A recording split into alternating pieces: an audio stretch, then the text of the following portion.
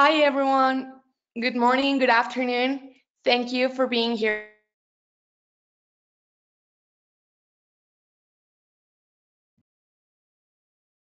with us today. My name is Anna, and I'm going to be your host during this session titled Mental Health. Recognize and Respond is aimed for employees.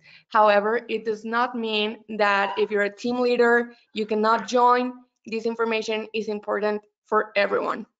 Today we have Terry White with us. She's going to be helping us learn how to have supportive mental health and help our coworkers, and most importantly, how to approach them in a healthy way and in a way they might feel more comfortable talking and opening themselves to us.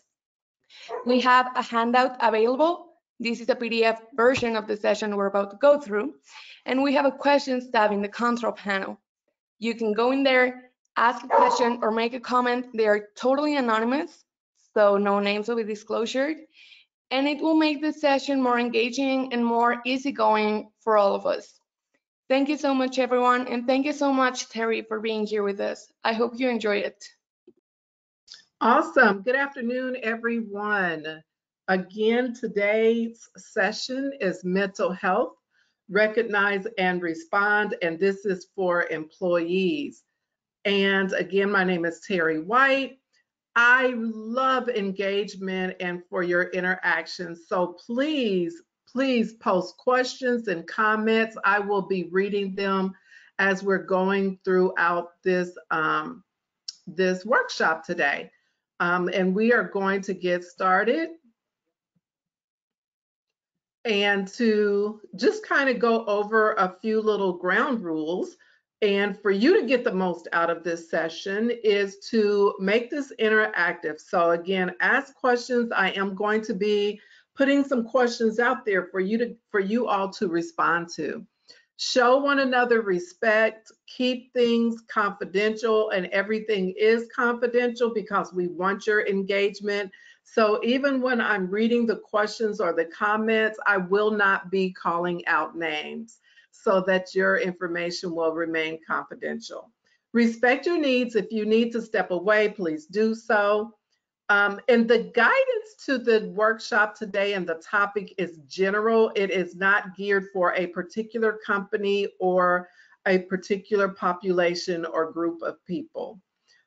Keep in mind that your EAP is there for you and you will be given more information towards the end of this workshop today. So we're talking about know why mental health is important. And quick question, how many of you are aware that this is Mental Health Month? If you are, just throw those hands up. Let me see them on the panel. If you are aware, yeah, I see some of you recognize this is Mental Health Awareness. So we're catching this training like right at the very end of the month, right? So we want to talk about why mental health is important. We want to understand mental health and its different conditions. And so again, I will be asking you all to share some information because I want to know, what do you know about mental health? Recognize signs of concerns, learn how to support a coworker, and then discover steps to take in a crisis. So these are some things that we're going to be getting out of the session today. And if you don't know, I would like to share that I am a licensed professional counselor, mental health counselor, and I do have a private practice. And so I'm very, very much knowledgeable about mental health and working with people with diagnosed conditions and people who also struggle with conditions that are not diagnosed. Okay. So what is mental health? First question of the day. What is mental health? What are some of your responses? Tell me what you think mental health is. You don't have to give me a long answer, but post something in the chat box. What do you think mental health is? I see some hands up. Let's see. You can post your questions in the chat box. What is mental health? What do you think mental health is, or what does it mean to you? Okay, so we're not getting, okay, here we go, here we go. All right, we got some people who are posting. Knowing how to navigate the world and your emotions at the same time. Okay, that's a good one. Here's another one. The ability to respond in a way that is healthy to mental issues. Another really good one. Anybody else? Anybody else? Okay. So we're going to get into the World Health Organization's definition of mental health. Okay. This is the World Health Organization's definition of what mental health is. So mental health is a state of mental well-being that enables people to cope, keyword cope, with the stresses of life, realize their abilities, learn well and work well, and contribute to their community. So the key word I want to focus on is people to cope, being able to understand your well-being and to cope with day-to-day life stressors or day-to-day issues and things that happen. And then, just recognizing your abilities, things that you are able to control in life, things that you can't control in life, and then how to navigate that. Okay. All right. So now we're going to get into some statistics about mental health. One of them is that 1 in 8 people in the world have a mental health condition. 1 in 8 people. So it looks like we have less than 20 people on here, but more than 10. So if you wanted to look at what that statistic looked like, maybe about one person attending this webinar would be considered a person with a mental health condition. Okay. And then we look at anxiety and depression. These are the most common conditions. And how many of you, just raising your hand, how many of you are familiar with anxiety and depression? Maybe you know someone who has it. Maybe you're struggling with it, or maybe it's just something you've heard about in work or at school or in your community. Okay, I see some hands. Let's see. There's quite a few hands that went up. So you guys are kind of familiar with anxiety and depression. And we're going to talk about a couple of more mental health diagnoses as well. And then another statistic is that 12 billion working days are lost globally every year due to anxiety and depression. In a year's time, 12 billion working days. That's a lot of working days that are being missed due to people having a mental health issue or anxiety and depression. So that does speak to how prevalent this problem is in our community. And of course, it is globally, so it's not just based in the United States, okay? All right. So, what mental health conditions have you heard of? So, there was a couple of hands that went up about anxiety and depression, but this is a time for you guys to get interactive. What conditions have you heard of? What other mental health diagnoses or conditions have you heard of? Just pop them in the chat real quick. I'd like to see what some of those are, because there are some very common ones, and then there's some that people have never heard of.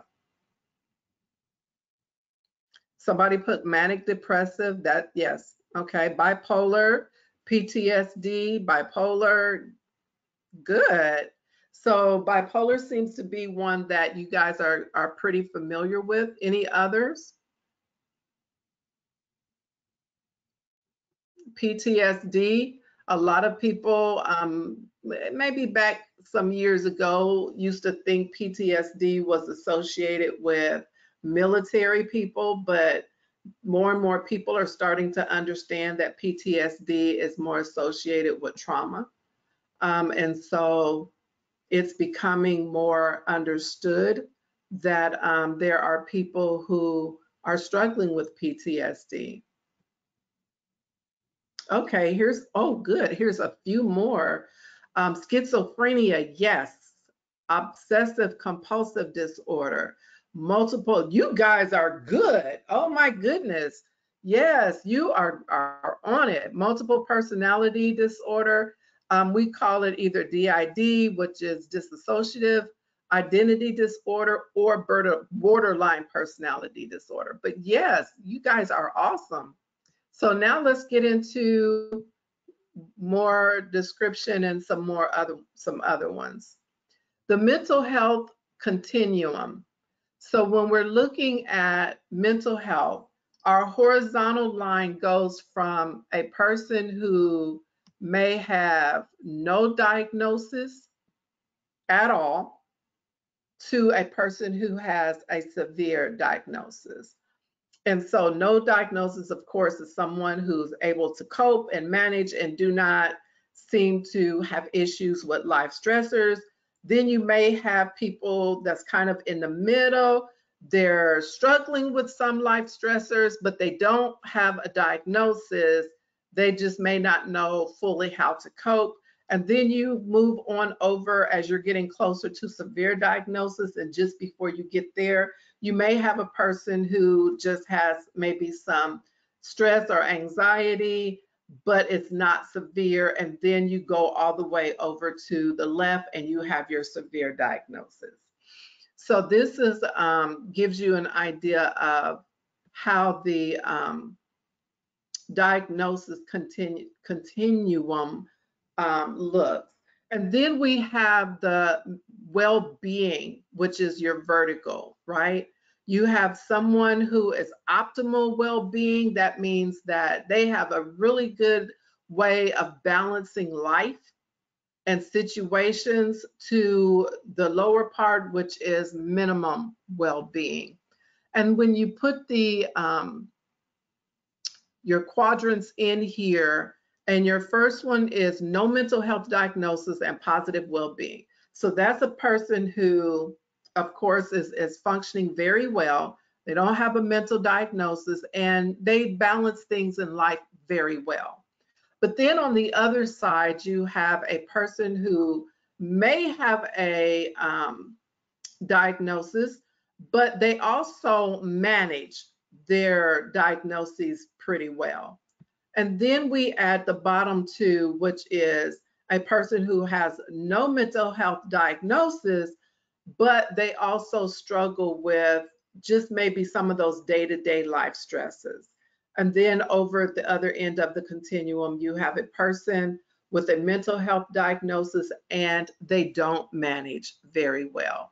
So that kind of gives you a picture of what mental health looks like when from a person that doesn't, and how they manage well-being all the way to severe. So we want to talk about how to normalize talking about mental health. And this being Mental Health Awareness Month, I would like to get some responses from you. How can we normalize, how can we make this a normal conversation and not be so stigmatized, or not make it sound like it's such a taboo conversation? What are some things that we can do? What do you do, or what have you witnessed happening to make this a normal conversation? Give you a second to post, because you guys are a very interactive group. I love it. Okay, we got some responses popping in here. Okay, so ask questions. How are you feeling today? That's good. What are some other things? How can we normalize it?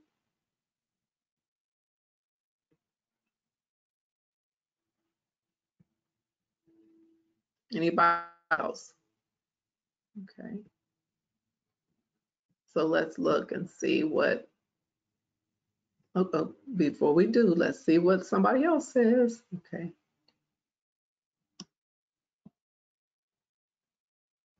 Oh, okay. I thought we had another. Oh, here we go. Treat it as equally as physical health. I really, really like that. Yes, because I ask people all the time when they talk about taking medication or going to see a mental health therapist. One of my questions is, would you go to the dentist if your tooth hurts, or if you need to get a tooth filled? Would you go to an eye doctor if you were having problems seeing?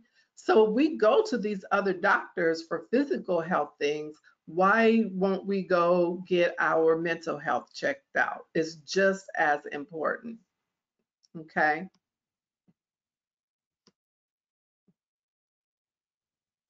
Someone, another comment came in. It disappeared. Another comment came in that says, I think that in order to normalize talking about it, people need to become more educated, definitely, and aware of mental health so that the conversations can be positive. This is exactly true. And that's why we're doing things like having these trainings and kind of doing more postings around mental health awareness month and bringing awareness so that we can have the conversations. Sometimes we don't know we need to have them, right? So here's some different, some other ways that we can normalize it. Speak openly about your own experience. And more people are doing it. If you haven't noticed, you have more celebrities that are talking about their experience with depression or anxiety. I don't know how many of you are familiar with Taraji P. Henson, I think I'm saying her name right, who has talked about depression. The Rock or Dwayne Johnson talked about, growing up and seeing his mother with depression and understanding it more. So there's been a lot more celebrities talking about it and sharing their experiences, which helps people that, to understand, number one, that it's not just us people out here in the world who may have something or who may feel, that the shame and embarrassment, but that there are people who are successful, who are out there, who are in the public's eye that are also having some of these issues. Check in frequently. I really like to check in frequently because that does help people maybe recognize that someone cares about the fact that you might be depressed or that you might have something going on.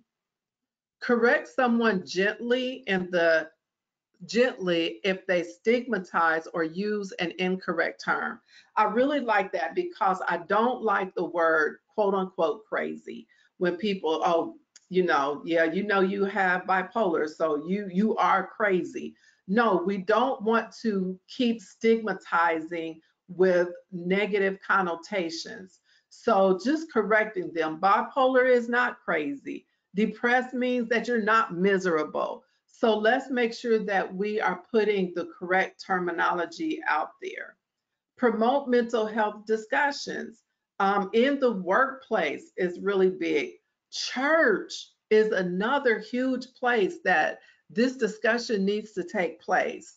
I am currently working with my own church on a safety protocol for people who may attend church that have come in and they're saying that they feel, depressed or suicidal.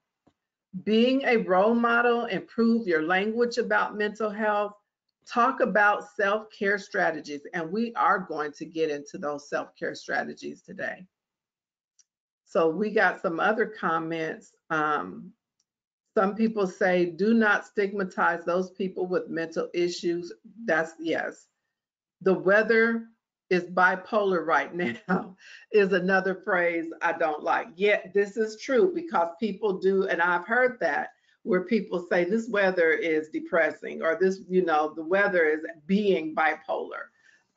So those are things that, yes, they stigmatize, and so who would want to be willing to say that they have something like that going on if we're referring to things, in our culture that's different. Signs to be alert to help you understand about someone who may be having something going on or a diagnosis. Uncharacteristic behavior. So maybe someone is appearing to be more sad than they usually are, or it seems like their moods are shifting a lot. A person who withdraws from coworkers. This might be somebody who's isolating. Maybe they're used to hanging out, in the break room, and now they're not. Or maybe they used to be interactive and engaging, and now they're just kind of seeming like they're just to themselves. Irrational fears or paranoia, decreased productivity or low engagement. This is really a big one, because you will have someone who, and these are a lot of times with students in school, maybe they're an AB student and all of a sudden their grades drop. And it transcends over into adulthood, into a workplace, when you have someone who they're on it. They, appointments, calendars, they're doing good at their work. Productivity is really great. And then all of a sudden it starts to kind of diminish or slow down. Signs of substance use. All of a sudden someone is drinking more or using other substances to cope. Having a conversation about mental health. So this is something that we are looking to do more of in our society and culture. How do you feel about starting a conversation with coworkers about their mental well-being? And so thinking about that, just, instead of attacking someone for maybe being sad or depressed or moody, is the conversation, the dialogue, and think about how you feel. How can you have a conversation without being judgmental? And then here's some ways to approach the conversation when you don't know. So prepare mentally and physically. And what do we mean by that? Is if you know you're going to have a conversation, maybe it's a group discussion, a water cooler talk, or something to that nature, recognize that mental health conversations are sensitive conversations. They're conversations that people may shy away from having or feel embarrassed or humiliated about. So you need to be prepared. Don't have the conversation if it's going to not give you the time to really connect and dig into, because sometimes, just asking somebody, how are you, or I know you lost someone in your family, how are you doing with this? You may have opened up a floodgate. So that might not be the time for you to have the conversation, okay? And then physically, again, is we talk about mental, but physically, are you in a place to be open to receiving what someone's response may be? Let your coworkers share as much or as little as they want to. So you don't want to pry and keep probing someone to get a response. But if someone is sharing, I found out that, hey, I got anxiety, or I got ADHD, or I got OCD, or, I'm going through something, and, it's just really making me feel some kind of way. You don't want to keep probing that person and trying to dig in. Well, tell me about your experience. Well, how did you find out? And did you go see a psychiatrist? Are you taking medication? Just try to pull back and leave the opportunity for them to share what they want to share. Another one is don't try to diagnose or second guess their feelings. So I see a lot of this with clients when they're trying to diagnose their family members or themselves. I think I got this, and or try to, someone is saying that they're feeling, sad or lonely, and no, that's not what that is. It sounds like it's this. When you're doing that, you are again making a person feel like they need to shut down, or they have shut down on that conversation. And then reassure them about confidentiality. Can you keep a secret? Okay. If somebody is sharing this with you, do you really think that this is a topic that needs to be spreaded through the office? Is this something that needs to be told to a supervisor? Can you accommodate them with going to a supervisor? Sure. But to disclose someone's information is definitely off limits. So here is the listen model, okay? And each letter gives us instructions. Listen actively and validate. So the listening, not trying to cut them off, not trying to diagnose, just listen and nod.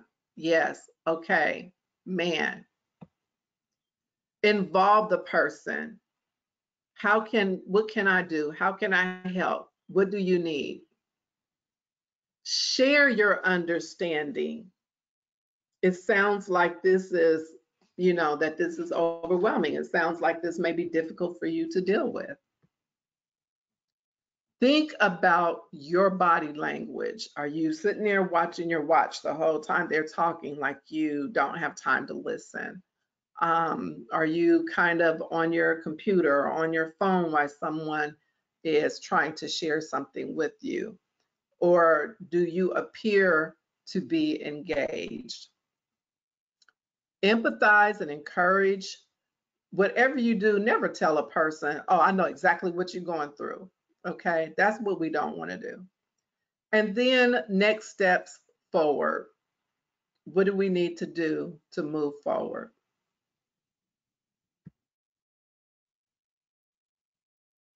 Helpful things you might say. And here's a few things, but I want to hear from you. What are some things that you think you would say that's not already on this list to someone who may be sharing it or disclosing a mental illness or a potential mental illness? Maybe they think something's wrong, but they don't know. What is something that you can say that's not on this list? So we already see you're not alone. We already see, is there anything I can do to help? I'm here if you need to talk.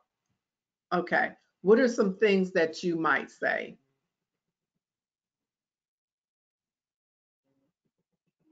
Anybody want to post theirs? What are some things you might say? I think you guys, somebody's writing. Yep. Let's see, what are some of our comments? Conversation will be positive. Okay. Let's see.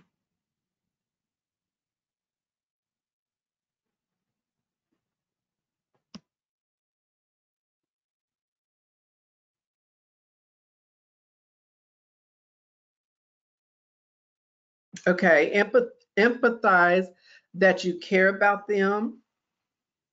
Don't be afraid to start the conversation. Okay.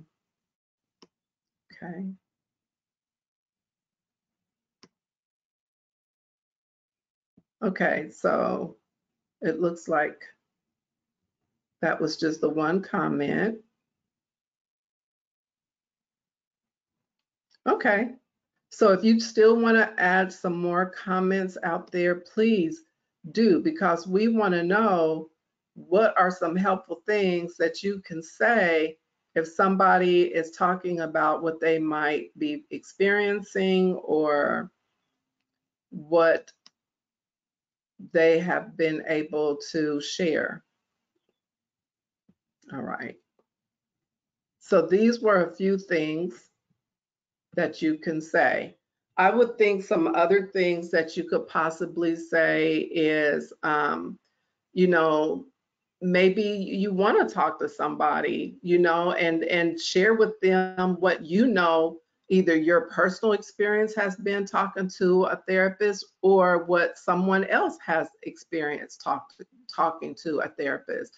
Like, you know, sometimes saying, you know, I know someone who has talked to a therapist and they felt that it was very helpful. Empathize, you care about them. Helplines are available at work. Okay, that looks like something. I can refer you to some resources or helpline here at work. Yes, that's another good one that someone posted. Okay. Prioritizing mental health. Ask direct questions, validate feelings, give the person hope, and help them seek support. That was what someone had just posted. When you just, again, if someone was saying, oh my God, I feel sick, I'm having a pain in my stomach, we would immediately try to help them get to help or get to a hospital. Let's do the same thing with mental health. Focusing on well-being. Connect your coworker to workplace support. Talk about feelings, find new or different coping techniques.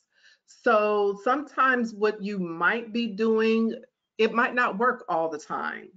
I know as a therapist, one thing I'm always asking my clients is, how is the coping skill working? If you're taking a walk to feel a little bit better, does it feel like those walks are still helping? If it's not and your depression is getting worse, we need to look at some other coping skills. Let's talk about some feelings. Another thing that I do, I give clients what's called a feeling wheel, because a lot of people struggle with identifying more than 2 or 3 feelings. So it either is I'm sad or happy, or I'm angry. But sometimes you need to kind of dig into more emotions or feelings that you might be experiencing. Are you feeling overwhelmed? Are you feeling judged? Are you feeling humiliated?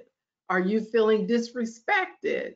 So all of these different kind of feelings kind of help people understand a little bit more about what's happening in their life that could be situational and not necessarily going into a diagnosis or a severe diagnosis, but it can also help you kind of deal with whatever's happening situationally in that moment.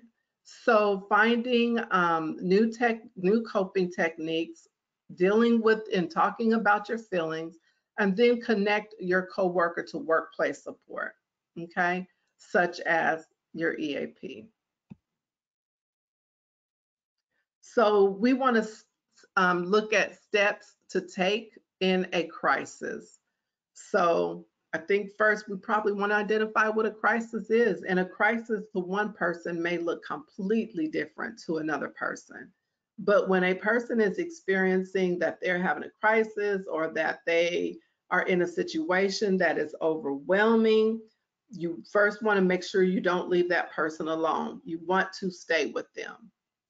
Ask how they are doing. You know, do you feel that you need more support? Do you feel that you need to go to a hospital? Do you feel we need to call somebody? Are you managing this? So yes, it seems like you're interrogating and asking a lot of questions, but at this point, you need to, because what we don't want to do is leave a person in a vulnerable state and then something happens that we could have prevented. Connect them to support. Again, you have your human resource, your EAP, crisis support team, doctors, emergency contact. Most states have what's called a crisis line, a 1-800 crisis line that can be called to assist or give them directions. And then, of course, there is the suicide prevention line that you can point someone to if they're feeling suicidal.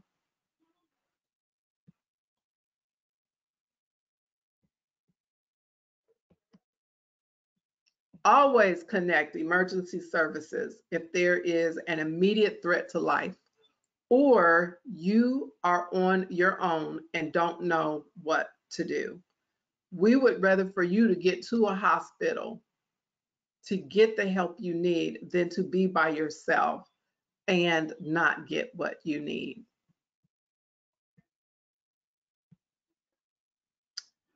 Promoting positive mental health. We're getting ready to get into my favorite subject, which is more about self-care.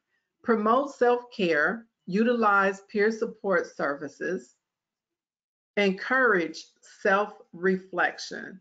So self-care is really huge. One of the things I provide for clients is a self-care assessment. And it's just a questionnaire, I think it's 2 pages long, that you answer. And it gives you a score of how your self-care is in your physical health, mental health, your leisure, your relationships, and different areas of your life. It shows you what your score is. And if you score where you need to maybe take care of yourself more physically, that helps you to know, okay, these are some things I might need to do. And it might be things that you've already been thinking about doing, but for some reason you just maybe did not, pursue it. Utilize peer support services. So there's a lot of different, depending on what type of needs you have or what type of situation, there's different types of peer support services. As therapists and counselors, we have peer groups where we can go and just kind of share some of our concerns, do some self-care, and just kind of provide resources for each other. Encourage self-reflection. Maintaining well-being, the 5 ways. So we're going to get into these. Connect with others, be active, take notice, keep learning, and give. Let's see what that looks like. So connecting with others is really staying socially connected and socially interactive. If you're already not a social person, then that's understood. But if you've been a social person, and let's face it, COVID has really just kind of took us away from that really, really big. And for some people, it's hard to get back socially connected again. Be active. Again, the walking and exercising, and it doesn't even have to be rigorous exercise, but just being active, playing tennis or going bowling or doing something that gets you moving. Take notice about your behaviors. If you notice, hey, wait a minute, I'm eating more than I normally eat. What's going on? Maybe you're sleeping more than you have in the past. So you want to pay attention to these 5 ways of well-being. I want to make sure there's no questions. If you got questions, point them out there.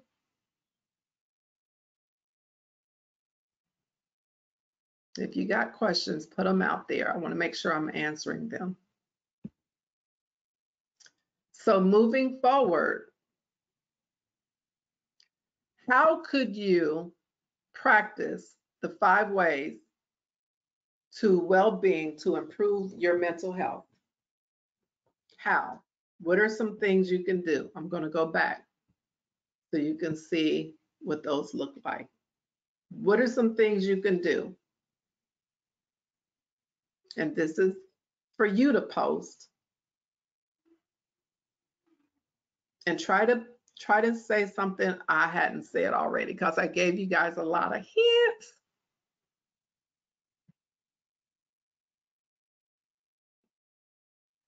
Okay, let's see what we got.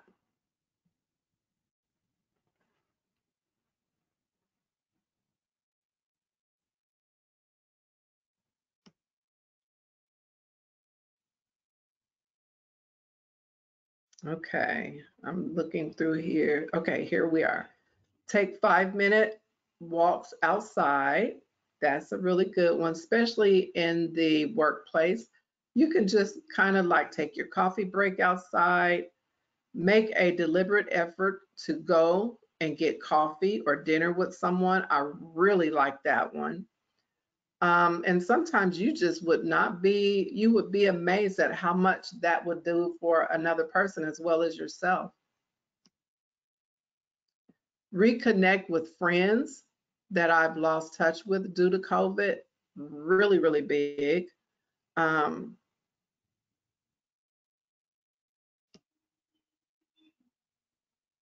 so you guys got take more me time. Yes.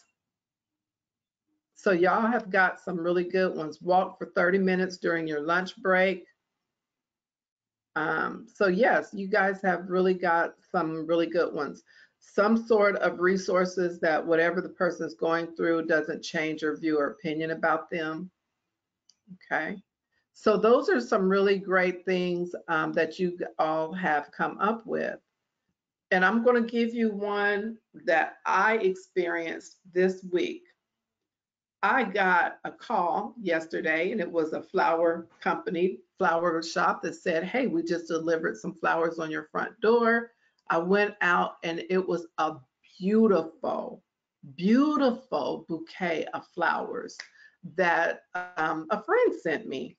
I was totally not expecting that. And it was just because something like that can really, really change a person's whole day. Let me see. There was another one. I want to make sure I'm not missing you all's um, comments.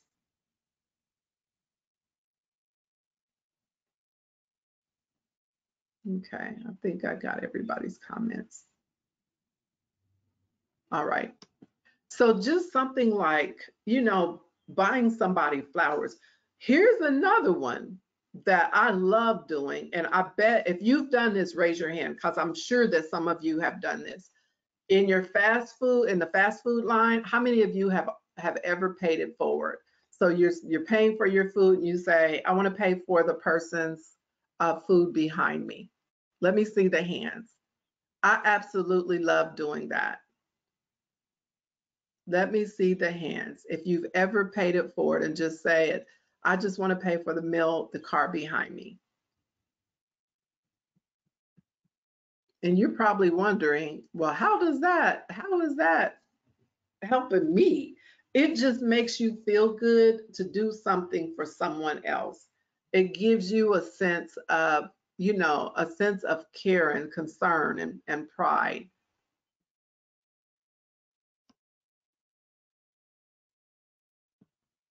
Okay, I think we had gotten,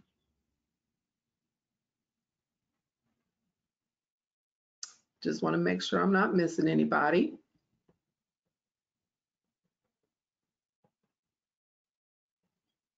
Take a 15-minute walk outside. Okay. Sometimes these responses pop up. Oh, somebody said, I've done it in the grocery store. Yes, that is the best feeling when you're in the store. You have an extra $20 and you just hand it to somebody behind you or across from you and say, I just want to help you today. I just want to do something for somebody today. And you would be amazed at how that can really change somebody's day. Someone else said, give your time by volunteering, giving some time to the community. Yes, that is another good one. Volunteering is huge. And it helps you to stay connected. Okay. So, oh, you guys are such a great group. How could you encourage coworkers to do the same? So without, you know, trying to make it sound like you that you're bragging, how can you encourage your coworkers to do the same? If you're giving money to someone at the grocery store or you're helping someone with groceries, you know, and I know some people like to keep their stuff private and don't want to tell everybody what they're doing, but how can you encourage someone to do the same? And if you post them, I'll go back and look. But one of the things that I do is I may say when I'm out with my friends is something like, you know, have you ever thought about tipping your waitress more than what you normally do at different times, especially if you seem to have a little bit of extra? Or have you ever seen the expression on somebody's face when you pay it forward by paying for their coffee or paying for their meal? Um, so maybe just kind of, you know, saying how it impacts other people.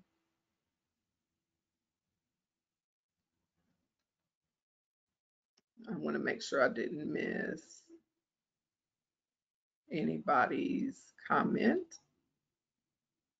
Share your experience or story with them, and maybe that will encourage them. Yeah.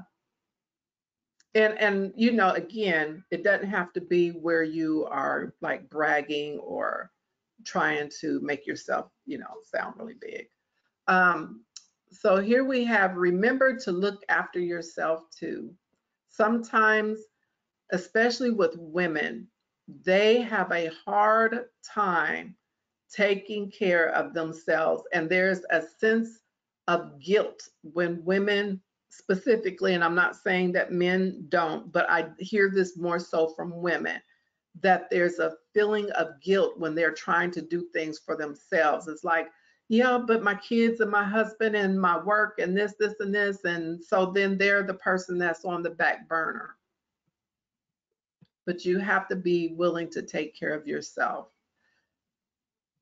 So this is wrapping up our training for today. This gives you information on how to access your EAP services. And these services are complimentary, so they do not impact your regular insurance. You also have other services that are available. And I want to make sure that we leave space for you all to ask questions or share your comments if we have not already been able to read your questions or comments. This would be a great time for you.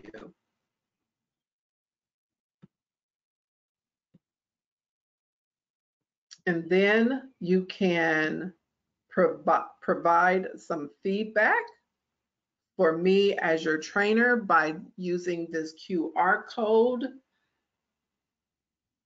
and let me know how I did today with the information from our Recognize and Respond session on mental health awareness. Someone does have a question I want to make sure I'm answering.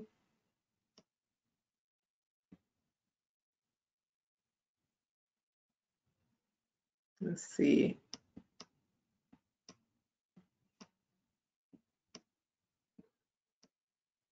If I didn't get your question, please, you can pop it back in the chat again.